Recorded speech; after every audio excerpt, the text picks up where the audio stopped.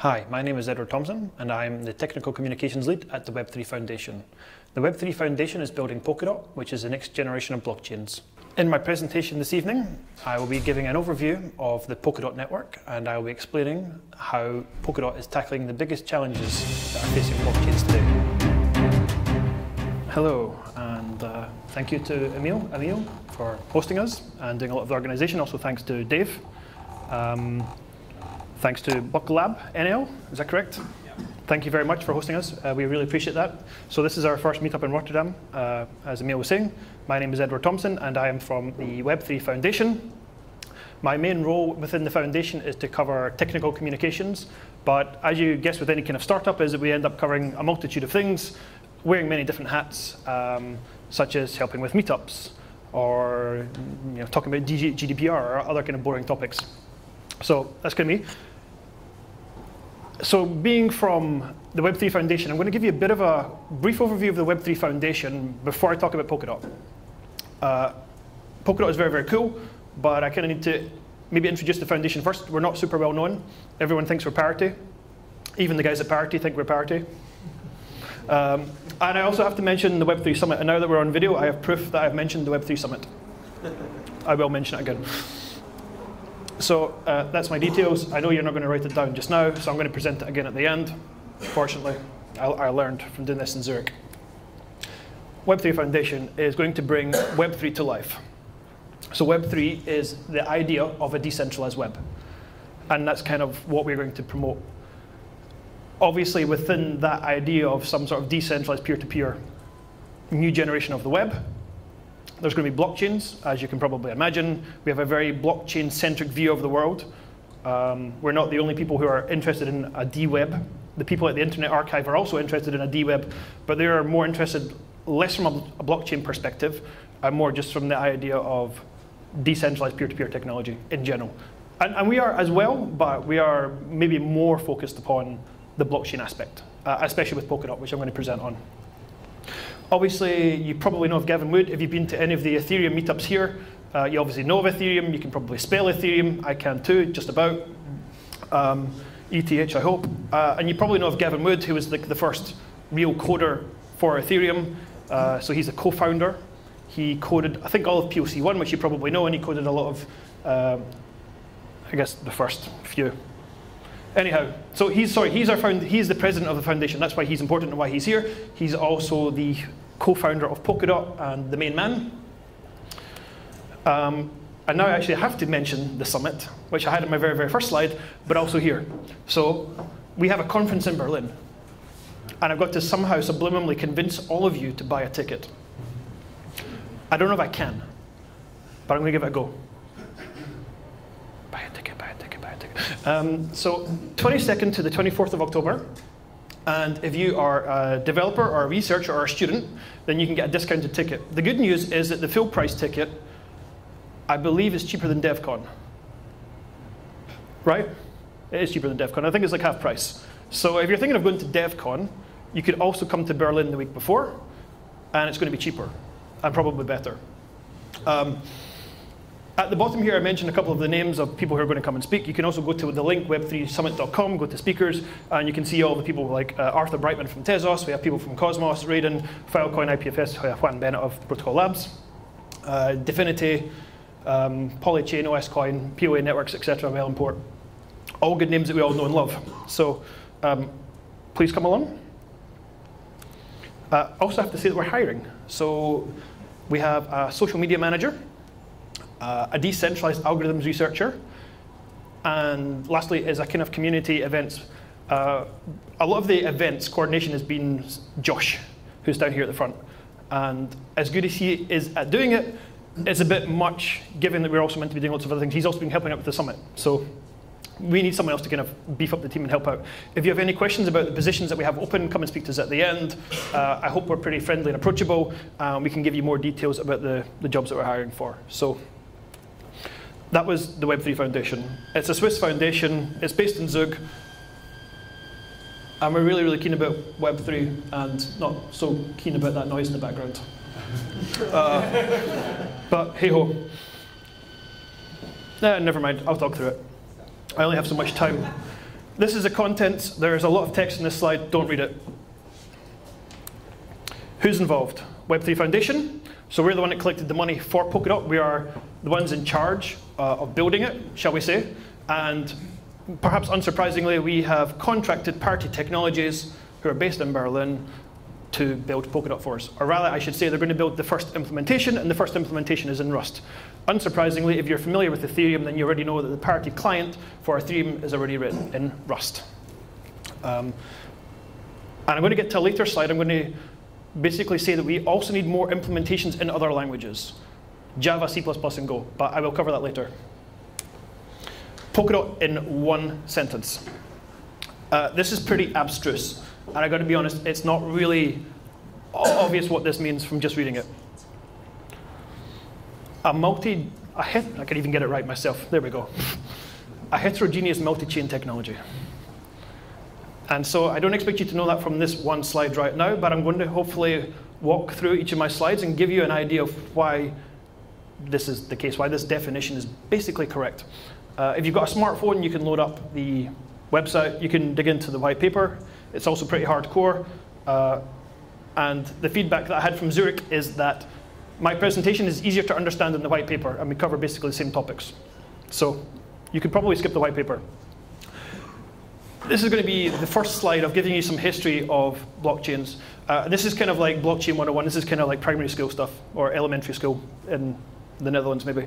The idea is that someone in Rotterdam, of course, is making a transaction. You want to buy whatever you do in the Netherlands, weed, I don't know, poffertjes. Why are you stereotyping? It's a good stereotype. It's like all Scottish people are drunk or something, but I'm actually sober. So you want to make a transaction on the Bitcoin network or the Ethereum network. And I'm going for a POW network here. I'm basically saying you're going to send out your transaction to all of the mining pools. So you spread that out across the network, and these kind of server-looking boring boxes are the mining pools. They basically collate all the transactions, collate being a keyword, and they essentially put the block together. They give it a shape. And then they send those blocks out to the miners for the miners to do the proof of work calculation. And then whenever the puzzle is solved, the fastest miner sends back saying, hey, I've solved this. And then that block, that information, all of those transactions inside that block of data is added onto the blockchain. So this is probably all like, this should all be like really super simple stuff that you already know. But I want to cover it so you get an idea of why Polkadot is similar but different. This is kind of basically what I just said with a slightly different perspective. It's kind of taking away the kind of the global world view, breaking it right down to some people buying poffertjes on the left-hand side, or whatever, for 420 coins, right? The mining pool in the middle, which collates the transactions from all the different people, and then throws them to block, and then the fastest miner sends it back. And this is kind of the idea of a blockchain, a chain of blocks, and inside each of the blocks you have transactions. I'm going to guess everyone kind of knows this. Is this kind of already like, this is all super simple stuff. Perfect. I'm going to skip that. And this is Polkadot. So if you don't know Polkadot, this is kind of the idea of the Polkadot world. So you're also here in Rotterdam, you're buying poffertjes again, as you do. You add some Nutella, whatever. And here we have, instead of mining pools, you have collators. And so collators do exactly what mining pools do. In a sense, they collate the transactions together. In Polkadot, you can actually do more than just transactions, but to make it simple, let's just say it's transactions. And rather than the collators adding those blocks to the chain, shall we say, they get pushed out to the validators, and it's the validators who are kind of like the miners, and it's the validators who essentially seal the blocks. And my colleague Alistair is going to tell you about this in his presentation. I think he's number 4, number 5. So he talks about this new consensus mechanism that we have within Polkadot in order to come to consensus. So the idea is basically that actually some things kind of look really the same as what's come before. Yes, we are POS, proof of stake, rather than POW, but to an extent, some of the architecture's kind of the same. The details are different, yes, of course, but structurally kind of similar. Here, I'm basically giving you the same idea, again in a different perspective. So different people making transactions, those transactions go towards a collator, and then the collators send all of their blocks to the validator pool, who basically do the mining, the validation. The reason for giving them different colors is that the different colors is to basically suggest that each of these are different types of blockchain. One could be something which looks a bit like Monero, and one could be something which looks a bit like Ethereum or Bitcoin or Zcash or whatever. So the idea is that they're not the same, they're heterogeneous, and that's the kind of one piece of this definition that I told you about. The fact that there's more than one blockchain is kind of why it's multi-chain. So kind of in this diagram here, you can see how I kind of get to the definition of a heterogeneous multi-chain blockchain platform. One thing that's maybe not so clear from this picture, which will hopefully become clear in the next picture, is the idea of a parachain. So this is kind of my MS Paint skills. Apologize. Let me come over here. We have para, which is parachain or parallel chain, which is these ones. And then here we have the relay chain. The relay chain is the central chain, which basically just stores proofs. And the idea is that it's great having all these blockchains. That's kind of cool, but having many blockchains is not so great if they just exist in isolation. So the idea of having separate blockchains which are isolated is okay, but we want to connect the dots, which is kind of where the logo comes from. Here again, I'm taking a kind of like a transaction-centric view of Polkadot. This is not like exactly how it works. This is just a concept. Transactions come in, they come into a block, you say, okay, that's great, but I actually want to send my transaction to a different chain. It could be that you have some balance in something which looks like a bit like Ethereum, but you actually want to send it to a chain which looks a bit like Monero. And we make that easy. And then in the central chain here for the relay chain, you want to store proof that something has happened, that the transition from one block to the next block is valid. So the relay chain is super, super simple. And once the network goes live, there won't be any transactions actually stored on the relay chain at all, but they'll be on all the parachains. And again, the color coding here is to show that the parachains can be different. So the chains themselves don't have to be the same. They don't have to be Ethereum, Ethereum, Ethereum, or Ethereum-like. It could be something which looks like Bitcoin, or something that looks like Monero, or something that looks like Zcash, or whatever. And this is kind of, I copied and pasted the previous picture in case you're wondering. And the idea is that the bottom we have Ethereum, so it's something which is outside of Polkadot, is able to connect into Polkadot by sending transactions inwards. And again, part of the idea is that if you have, say, a big stash of Bitcoin for whatever reason, but you don't have any Ethereum, but for some reason you want to deploy an Ethereum smart contract, potentially you could use your Bitcoin to basically pay, say, the gas costs of the Ethereum smart contract. For example, we're pretty sure we can get to that in the future. I'm not promising that, but I'm saying this has at least been some of the discussion that has been had. And it's to kind of get you a bit kind of excited about why we think Polkadot's kind of groundbreaking. This is a picture that Gavin presented last year in London. So this is the picture that did it for me. It might not do it for you, but this is like, yeah, okay. So kind of like you guys, I was actually in the audience last year in London. Basically, you probably know that this is like one of the largest meetup groups for Ethereum in the world, but the largest is in London, and it's Stefan Tuel who runs it. And I went to that last year in June or July. Gav Wood came along to present. He presented on Polkadot, and I was kind of blown away. But I was just a community member. I was just someone who was like, oh, that sounds really cool. And then I was in the chat channels, just asking lots of questions. I was that guy who was always asking questions. And then eventually they said, okay, right, shut up, here, have a job. I was like, okay, yes, sir. This picture is nice, but it's super complicated. And someone asked us, like, can you Eli 5 that diagram? And I don't think it's ever been done. And I don't know, maybe that should be a bounty on our repo, like, can you Eli 5 this diagram? I mean, I'm trying my best in my presentation, but yeah. Let's move on. These are probably the main problems in blockchain. So actually my presentation was not just about an introduction to Polkadot, giving you an overview, but also it kind of doesn't make any sense to tell you what Polkadot is without saying, why would we want it, or why would we need it? What problems do we think that it might solve? And some of these are maybe more like developer problems rather than real world problems. And I think to some extent Polkadot's going to be a developer product. And if we can attract the best developers, then the best developers will come along and build great applications on top of Polkadot, and then that will track the users. So I think that's kind of my kind of understanding of it, shall we say. So if you guys are developers, then obviously it's great that you're here tonight to learn, and hopefully I can make you enthusiastic to come and build on Polkadot, as we already have with Emil, who's built Polkascan.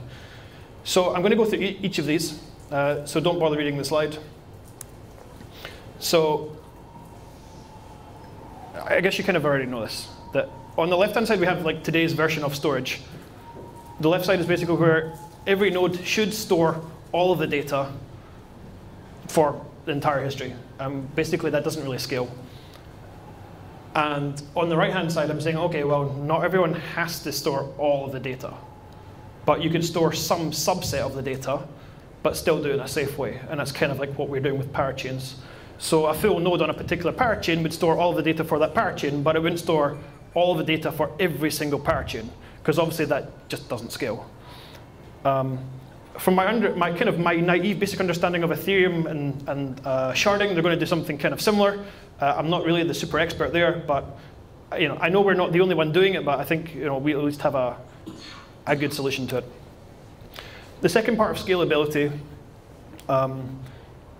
is not just about the storage, but also about the quote-unquote speed, or the number of transactions per second.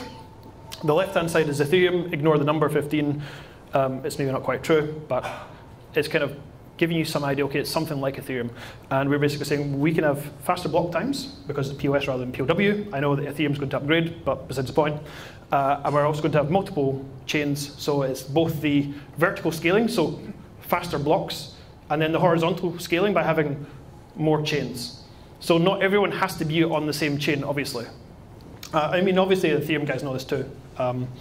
It's kind of, I think it's the way that things have to be. We can't all be stuck on the same chain. It maybe doesn't make sense.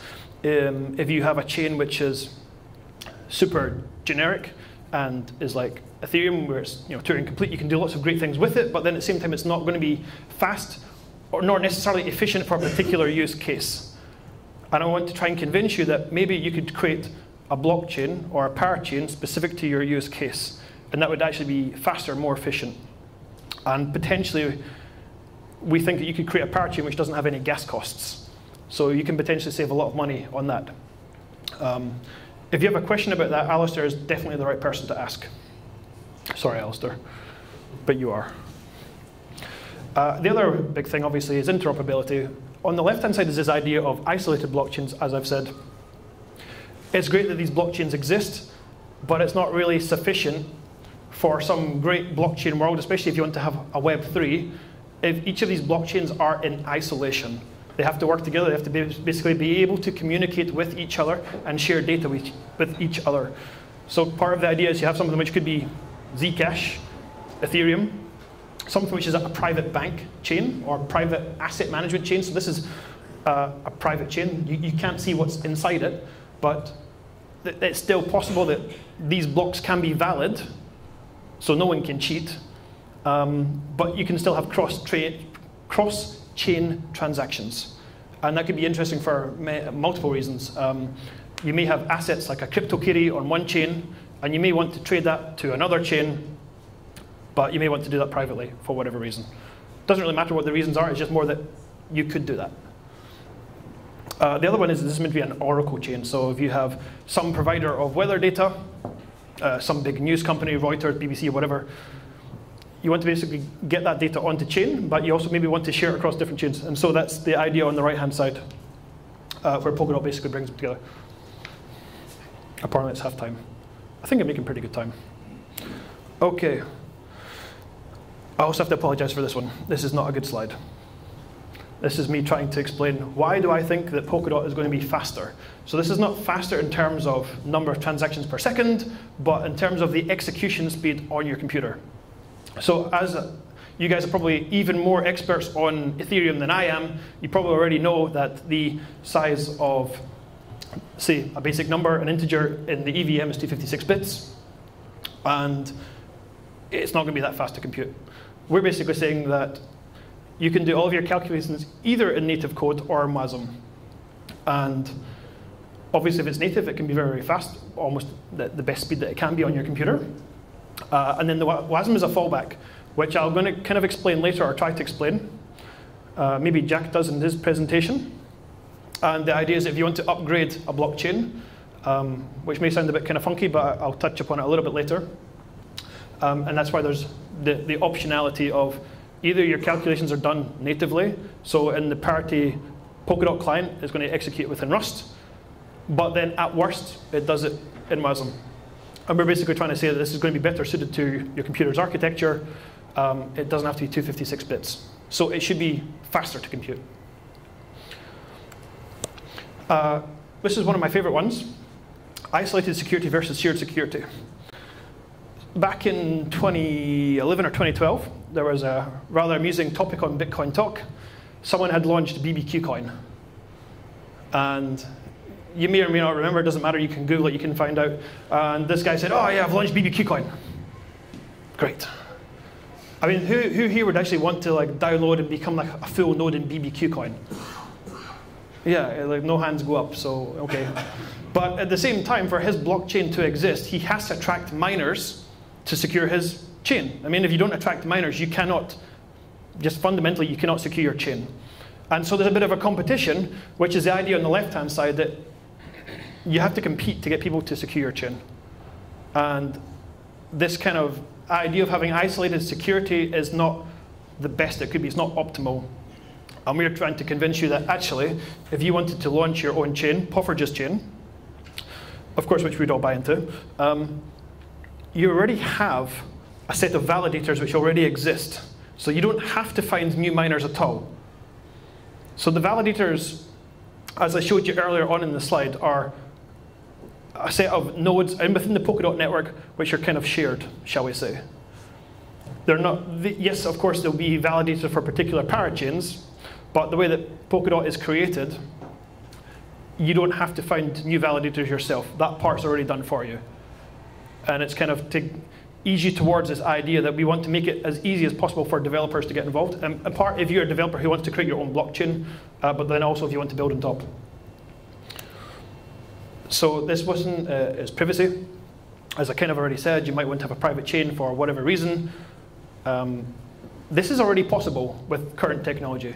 So you probably already know of side chains to Ethereum.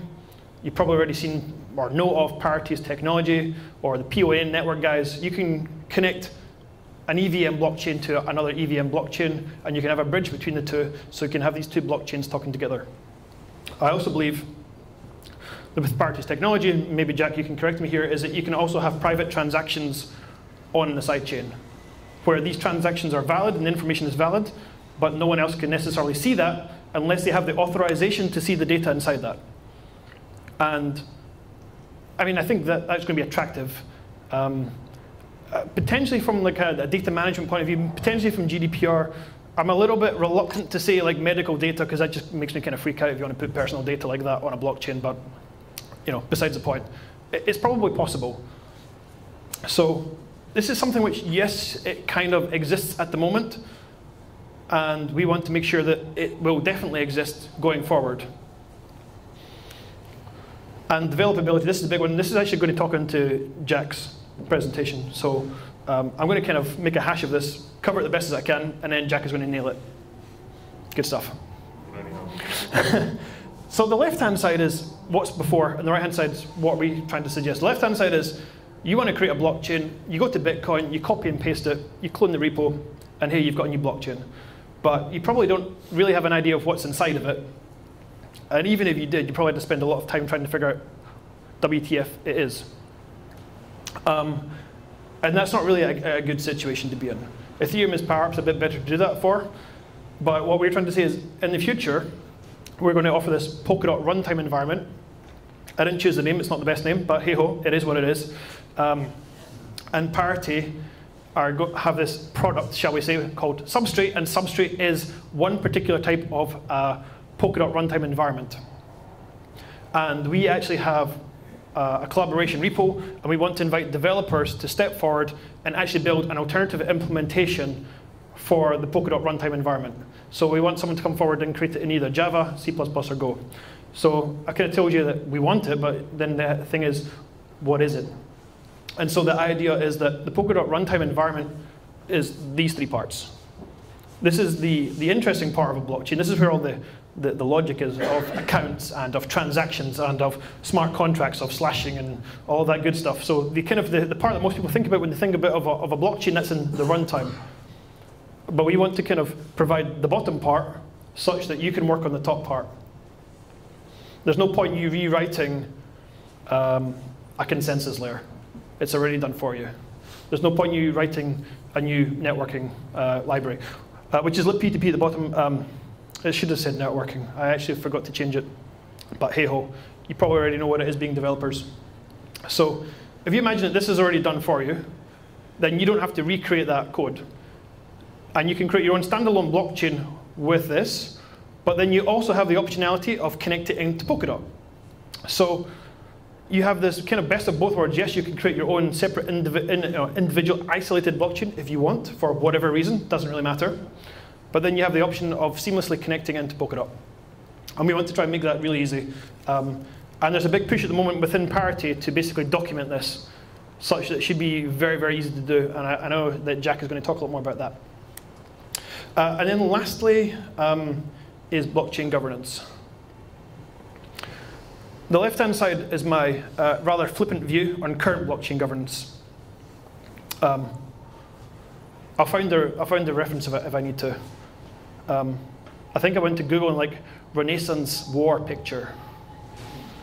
And then on the right-hand side is a slightly more organized, albeit complicated-looking picture too. But the main takeaway is that the coin holders, the people who hold the tokens within the Polkadot platform, are the ones who make the decisions. So I've told you about parachains, these parallel chains. But if you want to get your chain added onto the network, it actually has to be voted in. And I can appreciate that there's maybe some fear of like, could there be politics or cartels or whatever? That's an interesting question. And that's going to be one for later. But fundamentally, the idea is that there will be some accountability and there will be essentially some sort of finality in the governance process. There will be a public proposal, and then people will vote upon this proposal, and then you will come to a decision, and this decision will be enforced upon the chain. So this is where we believe we are potentially the first to do that. Potentially the first to do that in a public blockchain. So if you've been following the development, we had a POC, proof of concept 1, a very simple version of Polkadot. Then we moved to POC 2, unsurprisingly, sequential in number. But the magic part was that there was a proposal to move from POC 1 to POC 2. The proposal said, we're going to update the code of this blockchain network from 1 to 2. And here's how the code looks. The code is pushed on-chain, so the code exists on-chain. And all of the token holders can see that code and say, yeah, that looks like good code, or oh, maybe it doesn't. And so, funnily enough, the very, very first proposal to upgrade from POC 1 to POC 2 failed. And that was very much in thanks to my colleague Jack Platts. He sank the referendum just for the lulz. We all laughed. Gav was less impressed. And then the next referendum passed. Hey-ho. And we believe that is the very, very first time that a public blockchain has ever been upgraded in the wild. Like a live blockchain where the code is updated, upgraded, and then enforced on chain. Once the vote had passed, there was no way for you to opt out, well, except maybe to take your node down. But with no other network can you do that right now. If you want to upgrade Bitcoin, you have to download the latest client, and it's kind of up to you if you want to do that. And that's why there's been so much like hassle and fuss, shall we say. Yes, there are some very smart people in the blockchain community who think that on-chain governance, as we call it, is not a good idea.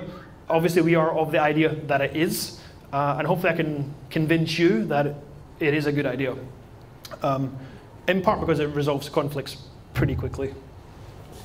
And I believe that's me covered all of the solutions to the problems. I do want to say collaboration. So this one here is a big one. So this is where we want to pull everyone together in the community and to build upon Polkadot. So one of the things is very simple, like organizing meetups. So, okay, all of you are here tonight, but if you were in another city at any time, we want to get people who are in Geneva or London or Amsterdam or whatever to organize a meetup. And the way that we want to try and coordinate people is to get you to come to our Colab repo. So you go to here, it's a redirect, it goes to GitHub, and there's a public repository where we have a bunch of issues. And that's kind of on the soft side of Polkadot. On the harder side, where it's the technical stuff, the alternative implementation for the Polkadot runtime environment is number one. That's the one I said. There is actually money. There will be real money paid out to teams to build this. So this is not just us like, yeah, it'd be a great idea if. Vitalik tweeted about this like 2 weeks ago.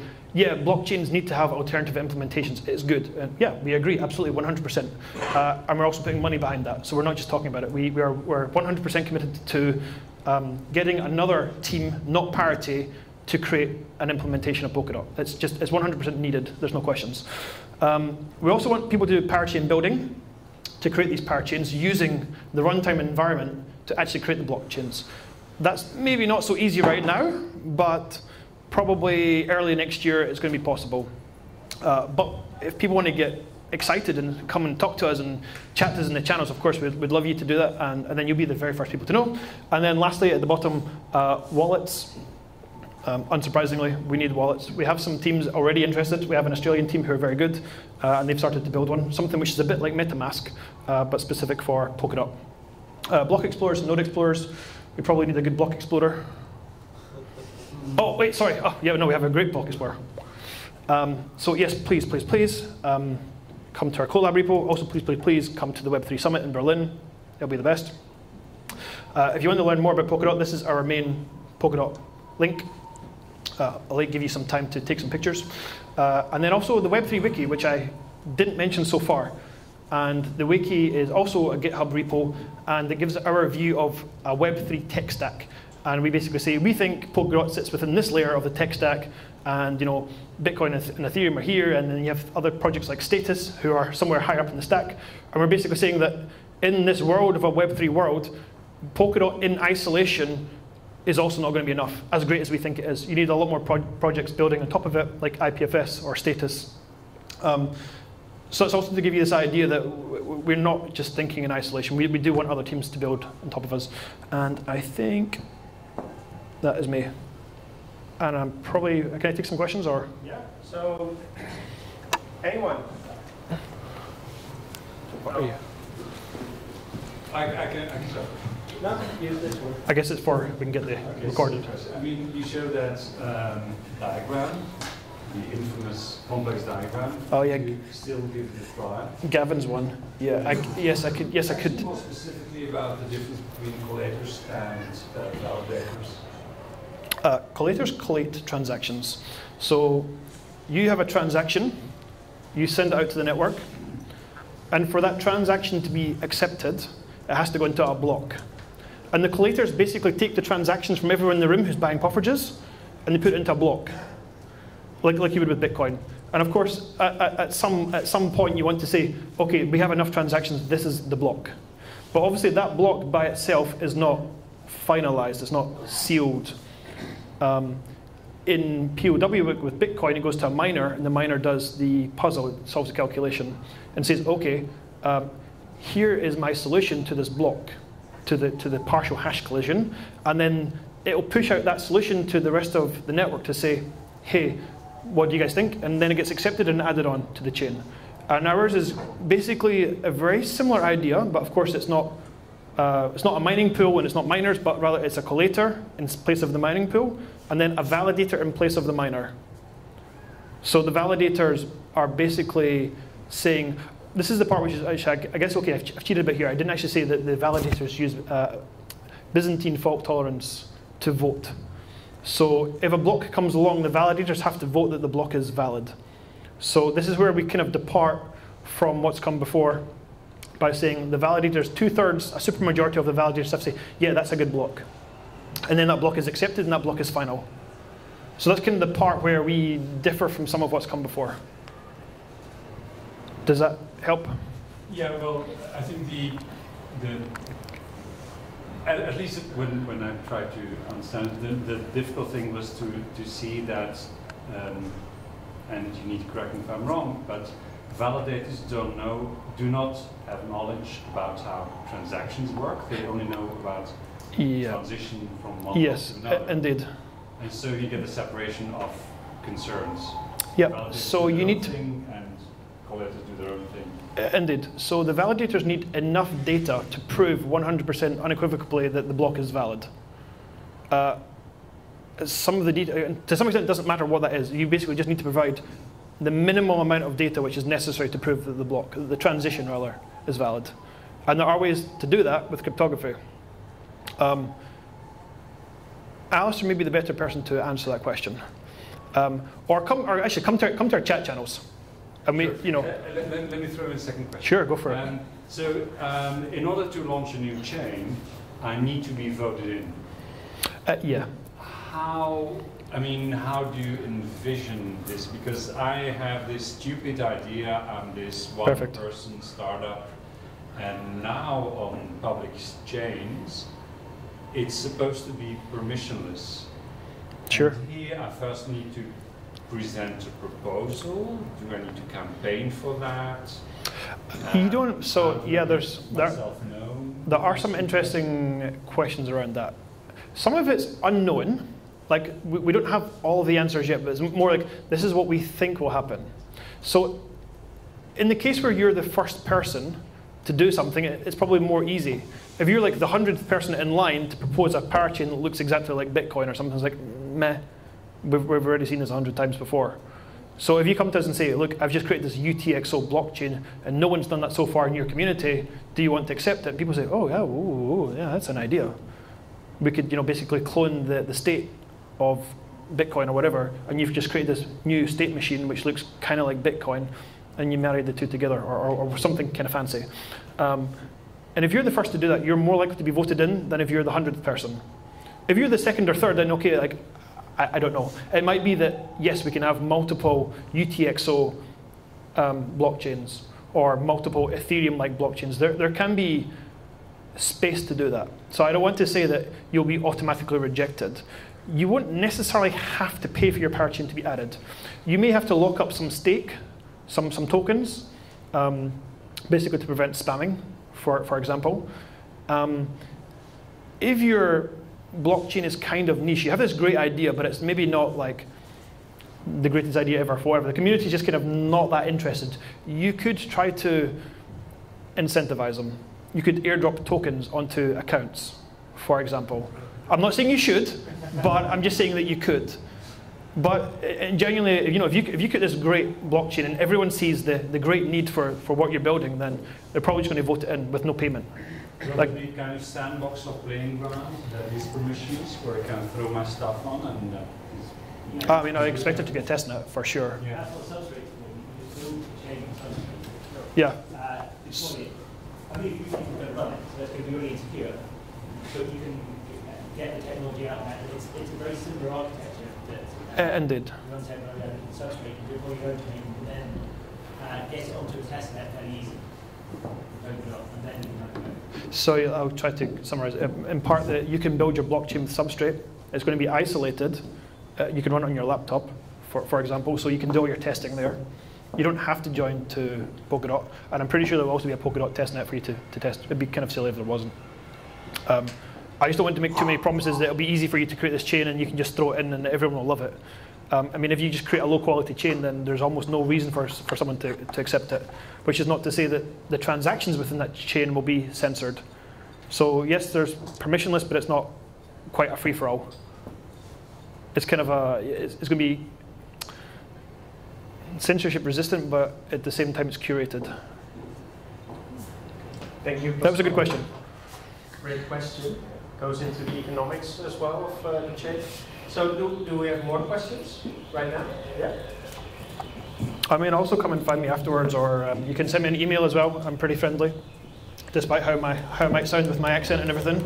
I'll give you my email address. Also, if you're in Zug and you pass by the office, come and have a coffee. That's anyone who's here genuinely. If you are traveling to Switzerland, you come to Zug and you want a free coffee and want to sit down and chat some blockchain, then drop by the office.